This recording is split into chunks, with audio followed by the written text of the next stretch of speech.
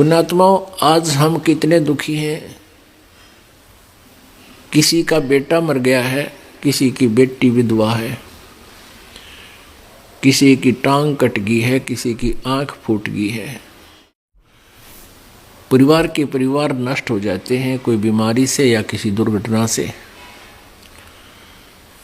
पुण्यात्माओं, परमात्मा को दयालु बताते हैं और परमात्मा दयालु ही है। और यहाँ देखते हैं तो दया नाम की चीज कहीं भगवान के इतिहास में नजर नहीं आ रही। एक व्यक्ति ने, इकलौता पुत्र था, उसका अच्छी शिक्षा कराई, उसको अच्छी शिक्षा दिलवाई, विवाह की तैयारी थी, अच्छी पोस्ट HCS पोस्ट पर वो नियुक्त हो गया, विवाह की तैयारी हो रही थी, उसी दिन एक्सीडेंट में मर गया। दुर्घटना के अंदर उसकी मृत्यु हो गई। पुण्यात्माओं, और भी बहुत सी ऐसी घटनाएं हैं जो आप जी को भी मालूम है। परमेश्वर कहते हैं इस बात को सभी जान जाते हैं, कौन सी डूबन की है, कौन सी तरण की, लेकिन ख्यास नहीं करते, जोर दे के विचार नहीं करते। जब तक हम विचार करना नहीं की आदत नहीं डालेंगे प्रत्येक घटना पर, तो हम यहाँ से हिलेंगे नहीं। ठीक है, जैसी भक्ति आप कर रहे हो, साधना कर रहे हो, इसका फल आपके गुड अकाउंट में लिखा जाएगा। और कभी मनुष्य जन्म होगा तो आपको ये पुण्य धर्म जो आप कर रहे हो, इस सच्ची साधना का, ये तो ढेर मिल जाएगा। लेकिन यह दुर्गति मिटे नहीं जब तक आप यहाँ से हृदय नहीं हटाओगे कि हम यहाँ आए किस लिए हैं और किसके लिए हम यहाँ सारा जीवन व्यर्थ कर रहे हैं। क्या संतान के लिए? हाँ, संतान के लिए। और संतान का ना पता ही नहीं वो कल के हो जाए उसके संग में। तो ऐसी दुर्घटनाओं को टालने के लिए भी समर्थ शक्ति की आवश्यकता पड़ती है। वो समर्थ कबीर देव है जो हमारे प्रारब्ध के अंदर आने वाली दुर्घटनाओं को, घटनाओं यानी कोई और भी कोई किसी प्रकार का आपदाएं हैं, उन सब को वही टाल सकता है। अन्यथा कोई भी प्रभु जिनको आप इष्ट मानकर पूजा करते थे, श्री ब्रह्मा जी, श्री विष्णु, श्री शिव जी और ब्रह्म पर ब्रह्म दुर्गा जी, ये हमारे प्रारब्ध में अंतर नहीं कर सकते, कोई चेंज नहीं कर सकते, परिवर्तन नहीं कर सकते। आपके भाग्य में मृत्यु है तो मृत्यु होगी ही होगी, लेकिन एक परमात्मा है, वो पूर्ण ब्रह्म सत्य पुरुष। वो यदि आप परमात्मा की शरण में सच्चे दिल से लग रहे हो और आपके परिवार में भी अगर कोई आपत्ति आनी है, उसको भी आपकी प्रार्थना से वो टाल देगा प्रभु।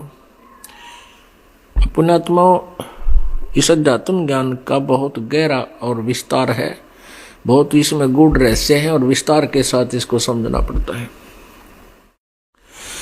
एक सदस्य नाम लिए हुए है घर का और सच्ची नीयत से भगवान के में समर्पित है, उसके कारण पूरा परिवार सुखी रहता है जब तक उसका जीवन रहेगा। बाद में चाहे उन पर बिजली पड़ो, जो नाम नहीं ले रहे अगर, और फिर उसमें क्या है कि जैसे एक परिवार का सदस्य सच्चे दिल से नाम लिए हुए है और सही श्रद्धा कर रहा है और पूरा विश्वास के साथ, आधीनी के साथ, सब मर्यादाओं में रहता हुआ कर रहा है इस परमेश्वर की सच साधना, तो उसको अन्य परिवार को भी क्रेडिट मिलता है, वो देता है, क्योंकि उसकी आस्था बच्चों में है और वो यही प्रार्थना करता रहता है कि परमात्मा मेरे बच्चों की सुरक्षा करना, मेरे बच्चों की रक्षा करना, इन पर कोई आपत्ति ना आवे, इनको संतान देना। तो वो क्या होता है कि वो क्रेडिट तो उनको मिल जाएगा आपकी प्रार्थना से, लेकिन आपकी भक्ति माइनस होती चली जाएगी और आप मोक्ष से वंचित रह जाओगे। आप जी को चाहिए कि उन बच्चों को भी मार्ग पर लगाओ, उनको भी मार्ग पर लगाओ। जैसे किसी के एक ट्रक के, किसी के जो है ना कार में या पंचर हो गया हवा निकलेगी, और दूसरे के टायर, ट्रक के टायर से उसमें डाल देंगे तो ट्रक भी खड़ा रहेगा। फिर वो ट्रक के अंदर से जो टायर से यानी ट्यूब से हवा निकाल कर वो छोटे व्हीकल के पहिए में डाल दी, व्हील में। इतनी राहत आप अपने परिवार को दे रहे हो और आप फिर खाली हो जाओगे। आपको चाहिए कि अपने बच्चों को भी उसी रास्ते पर लगा दो और उनको भी पंप दे दो, भाई अपना रास्ता बता दो कि ऐसे ऐसे यहाँ से हवा डलवाओ। यानी परमात्मा के नाम का हैंडपंप लेकर के उसका अपने टायरों में हवा डालो, एक दूसरे को ना दो। कहने का भाव यह है कि हमने इस अध्यात्म मार्ग को सुनना है, क्योंकि ऐसे बहुत से प्रमाण हैं। जैसे एक टटीरी थी, टटीरी एक पक्षी था, वो पिछले जन्मों के टायर, उसने पिछले जन्म जन्मांतर की भक्ति की हुई थी, उसके संचित कर्मों में डिपॉजिट थी। और फिर उसके ऊपर आपत्ति आई कि उसने टटीरी पक्षी के रूप में वो जन्म था, उसके बच्चे अंडे उसने उत्पन्न कर दिए कुरुक्षेत्र के मैदान में, और वहां पर 18 करोड़ सेना इकट्ठी होगी युद्ध के लिए। तब उसने परमात्मा से प्रार्थना की थी, मेरे अंडों की, मेरे बच्चों की रक्षा करना प्रभु। आत्मा से रोई थी वो। उसी समय परमेश्वर ने ऐसी लीला की कि इंद्र के हाथी का एक घंटा जो गले में बांध रखा होता है 88,000 मन का, वहां से टूट के और उन अंडों के ऊपर आकर गिर गया। 18 करोड़ सेना के आपस में लड़ मरी, अग्निबाण छूटे, लेकिन अंडे सुरक्षित रह गए। तो पुण्यात्मा इस प्रकार वो पुण्यात्मा जो थी, पिछले जन्म जन्मांतर की पुण्यात्मा थी, और बीच बीच में हम बहुत सी गलतियां कर देते हैं जिसके दुष्परिणाम भी भोगने पड़ते हैं। वो टटीरी की योनि में दुख पा रही थी। परमेश्वर कबीर जी की शरण में की हुई साधना आपके कई जन्मों तक काम आती है। तो ऐसे उसने अपने संचित कर्मों को भी बर्बाद कर दिया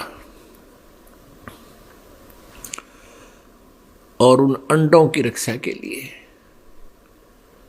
वो बच्चे हुए, फिर वो भी मर गए। 5-4 साल के अंदर उनकी मृत्यु, टटीरी भी मर गई। तो इस प्रकार इस काल के जाल को हमने समझना है।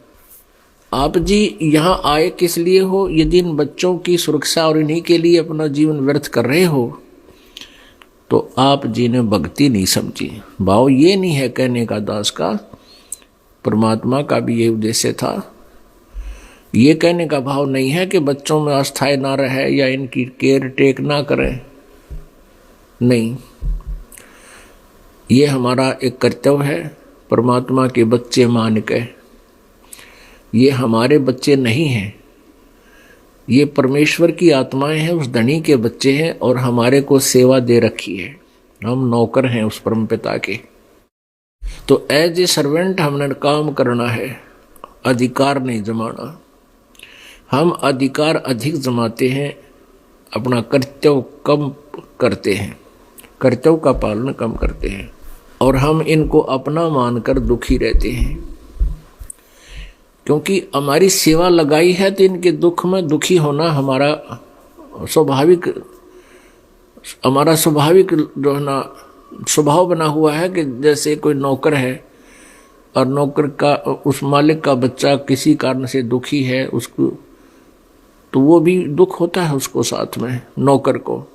तो ऐसे ही हम अपने बच्चों को अपना ना मान करके परमात्मा का मान के, उससे डर के उनका जो कर्तव्य कर्म है वो पूरा करें और परमात्मा की भक्ति में नागा नहीं होना चाहिए, उसमें कमी नहीं आनी चाहिए। इस प्रकार हम अपने इस दैनिक कार्य को करते हुए, मनुष्य जीवन के कर्तव्य कर्म को करते हुए भी हम मोक्ष प्राप्त कर लेंगे। तो हम कहने का भाव यह है कि बच्चों को भी परमात्मा के चरणों में लगाना चाहिए। और वो नहीं मानते हैं तो अपने जीवन के साथ खिलवाड़ करना बुद्धिमता नहीं है। उनको उनके भाग्य पर छोड़ दे, तो ऐसे हम यहां से निकल सकेंगे। नहीं तो बच्चे नहीं मान रहे हैं, उनका दुर्भाग्य है, कर्महीन है वो तो डूबेंगे, गेल आप जी को भी ले डूबेंगे। इसी प्रकार अगर बच्चे ठीक लगे हुए हैं, माता पिता भक्ति मार्ग को स्वीकार नहीं करते हैं, तो अपनी भक्ति को उन माता पिता के लिए बर्बाद नहीं करना चाहिए। माता पिता का कर्तव्य कर्म जो हमारा फर्ज है वो अवश्य करना चाहिए, उनको प्रार्थना करनी चाहिए, उनकी बुराई छुटवानी चाहिए। कोई हुक्का पीवा है या कोई बीड़ी पीवा है, कोई शराब पीता है, तो हम परमात्मा के बच्चे हो गए, आपको ज्ञान हो गया। आप जी को चाहिए कि माता पिता से रह रहकर प्रार्थना करें विनम्र भाव से कि आप भी भजन करो, आप नाम लो। मनुष्य उसको ज्ञान सुनावे, उनको पुण्यात्मा है वो मान जाती है।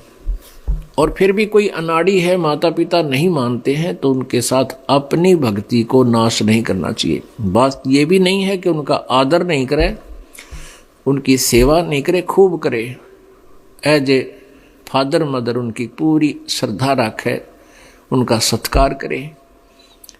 ठीक है, वो अपने कर्म के आधार से दुखी हैं तो क्या करे, इलाज करावे, डॉक्टर को दिखावे, सेवा करे उनकी। पैर दुख है तो पैर दबावे, सिर दुख है सिर की मालिश करे, पूरी सेवा करे, लेकिन अपनी भक्ति बर्बाद नहीं करे। यदि आपने मोक्ष चाहिए, कहते मात पिता मिल जावेंगे, मात पिता मिल जावेंगे, 184 मोह, ये सतगुरु सेवा और बंदगी, भाई फेर मिलन की ना। आज हम माता पिता हमारे, ठीक है, हम अपनी भक्ति आशीर्वाद उनको प्रार्थना करें भगवान से, हे परमात्मा इनको ऐसे कर दो, वैसे कर दो, स्वस्थ कर दो। ये हम पहले तो कहा करते थे कि भगवान इनको स्वस्थ कर दो, और आप जी की भक्ति से वो स्वस्थ अवश्य हो जाएंगे, लेकिन आपकी कमाई का बहुत अंश, बहुत ज्यादा भाग समाप्त हो जाएगा। फिर हमारे अंदर ये आता है, क्योंकि हम बालक हैं, इसीलिए काल के जाल से नहीं निकल पाते। फिर कई कहते हैं भी माता पिता के लिए क्या हम इतना नहीं कर सकते, जिन्होंने हमारे लिए इतना किया, पाले पोसे, क्या हम उनके लिए दुआ नहीं कर सकते? अब ये तो बालका वाली बातें हैं जो ये दास आपको समझाना चाहते हैं कि ये माता पिता तो बहुत मिल जाएंगे। गधे बनोगे वहाँ माता पिता, कुत्ते की योनि में जावांगे वहाँ माता पिता, बैल गाय बनेंगे वहाँ माता पिता। अब भक्ति नहीं मिलेगी फिर वहाँ पर, वो पिताजी भी कितना गधा बनेगा और आप भी गेला वहीं पर गधे बने पाओगे। वो उसकी गर्दन पकड़ेगा और वो उसकी गर्दन पकड़ेगा, फिर कोयसे के सूत में नहीं आवेगी। अब इस ज्ञान को बालकों के उस पुराने आधार से नहीं तोड़ना है, परमात्मा के ज्ञान के अनुसार फूक फूक के कदम रखना है। यदि आप जी ने यहाँ से चलना है और यहीं रहना है, तो फिर आप कुछ भी करते रहो। आपको और अन्य साधना जहाँ आप और कर रहे थे वो तो एक अन्य की नहीं थी, यहाँ आपको भक्ति का ढेर हो रहा, आपकी सुमन का, आपकी कमाई का, आपका दान का, क्योंकि ये शास्त्र अनुकूल साधनाएं। लेकिन इन मर्यादाओं का पालन नहीं करोगे तो आप इतना कुछ कमा कर भी यहीं रह जाओगे, पार नहीं होगे। कई बोली आत्माएं कहती हैं हम क्या अपने माता पिता के श्राद्ध भी नहीं निकाल सकते, उन्होंने हमारे लिए इतना कुछ किया। उनके लिए आप इतना कर सकते हो, अपनी दुआ ना समाप्त करके, आपके माता पिता बीमार हैं, अस्वस्थ हैं, उनको दुआ ना करके केवल उनके लिए कोई ऐसा धार्मिक अनुष्ठान उनके निमित्त आप करा सकते हो, या अखंड पाठ करवा सकते हो, उससे भी उनको बहुत राहत मिल सकती है। लेकिन अपनी दुआएं नहीं किसी को देनी चाहिए, बद दुआ भी नहीं देनी चाहिए, वो भी हमारे ऊपर भार बनता है, हमारी कमाई नष्ट होती है। और शुभ कामनाएं भी नहीं देनी चाहिए, वो भी हमारे ऊपर बाहर, हमारी कमाई नष्ट होती है। हाँ, उनको ज्ञान दे, आपके निकटतम जैसे भाई है अपनी बहन के निमित्त, माता के निमित्त और अपनी पत्नी के निमित्त, बच्चों के निमित्त जो नहीं मार्ग पर लग पा रहे उनके निमित्त को पाठ करा सकते हो। उससे उनको शुभ संस्कार मिलेंगे, पुण्य मिलेगा और उनसे धीरे धीरे हो सकता है उनका माइंड भी परिवर्तित हो जाए और वो भी फिर मार्ग पर लग सकते हैं। नहीं तो उनको उसका सहारा अवश्य मिलेगा। तो इसका ये विकल्प है।